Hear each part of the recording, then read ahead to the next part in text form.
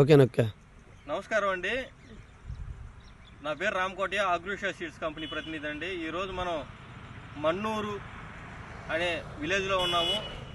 ఈరోజు మనం అగ్రోషియా కంపెనీ వారి యొక్క జయదేవ్ అనే మిరప రకం మనం చూస్తున్నాము. ఎట్లా ఉంది ఏంటనేది ఒకసారి మీరు చూడండి. కాపు కానీ తీసుకురండి, చూపిండి ఒకసారి.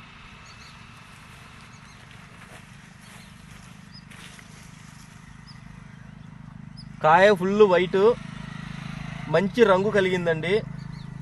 బాగా నీరు మీద ఉంది కాయ కూడా, బాగా సాఫీగా ఉంటుంది.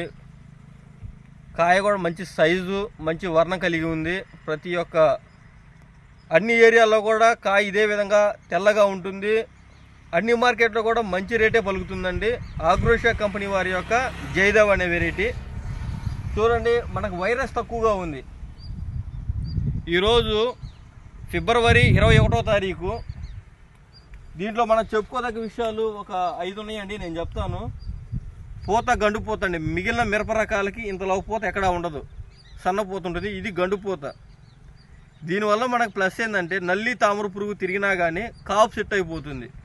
కాపు అనేది డ్రాప్ కాదు. రెండో విషయం, వర్ణం ఎప్పుడు మనకి లేత వర్ణంలో ఉంటుందండి. పచ్చికాయకి కావాల్సిందే వర్ణం, లేత వర్ణం. ఆకు చిట్టాకు అండి, మనం చూసుకుంటే ఆకు చిట్టాకు ఉంటుంది మనకి ఎక్కడైనా కానీ.